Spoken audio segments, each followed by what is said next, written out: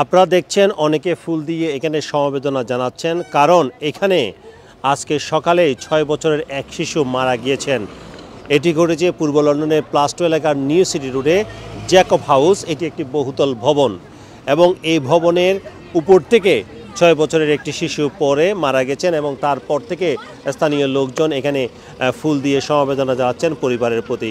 আমরা যেটি জানতে পেরেছি সেটি হচ্ছে আফ্রিকান বংশোদ্ভূত ওই পরিবার থাকতেন এই জ্যাকব হাউসের 15 ফ্লোরে এবং সেখানে রান্নাঘরের জানালা দিয়ে তাদের বড় ছেলে পড়ে যান এবং মারা যান।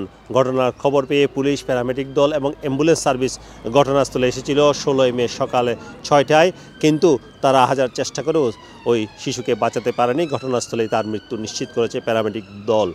আমরা স্থানীয় কয়েকজনের সাথে কথা বলেছি, তারা জানিয়েছেন এই পরিবারে 2টি সন্তান রয়েছে এবং এটি হচ্ছে বড় সন্তান। তাদের বাবা মা সহ এই ভবনের 15 ফ্লোরে থাকতেন এবং তারা কয়েক বছর পূর্বেই এই ভবনে এসেছেন। কাউন্সিল হাউস, এটি মূলত কাউন্সিল ফ্ল্যাট এবং এখানে যাদেরকে পাঠানো হয় তাদের ক্ষেত্রে একজন অভিযোগ করলেন এখানে কোনো ধরনের রিস্ক অ্যাসেসমেন্ট করা হয় না এবং এইসব কারণে কিন্তু এই ধরনের দুর্ঘটনাগুলো ঘটে থাকে বলে একজন দাবি করলেন। আমরা প্রত্যক্ষদর্শীদের বক্তব্য আপনাদের সামনে তুলে ধরব। The incident, this family were offered this property less than 2 years ago. Is a mum and 2 children and her husband.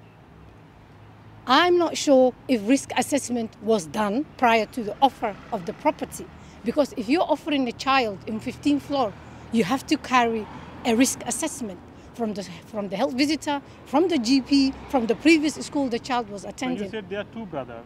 Yes. So is it the boy is the bigger one or the I think the one who the incident today is the older one. older one? Yes.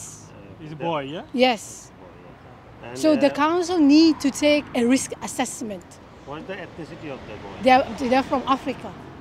They're from Africa. So he fell from the balcony or the window? I'm not sure where is located. Their house now is the kitchen window here. The balcony is on that side. Okay, so Their balcony is that from side. the back side of the building, yeah? The balcony is on the back side, but this is the kitchen window. So the council are responsible, not the parent. I will not blame a parent.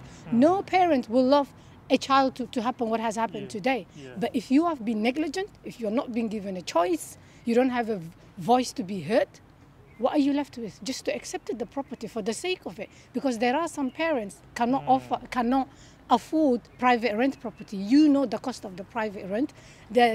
The requirement, you need to have a grantor income of 60,000. So the council are behind this.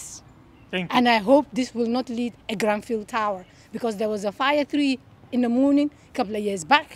Now we have another mental health person that has just been offered less than a year, and he's causing a great disturbance in the building. And I'm hoping when the council sees me or hear this, they seriously need to look into it. আমার নাম সেলিম, আমি new city রোডে থাকি। আমি দীর্ঘদিনে থাকি, আমার পাশেই ঘটনা ঘটছে। কিন্তু আমি যখন এখানে যাওয়ার সময় আমি দেখছি পুলিশ টুলিশ আছে।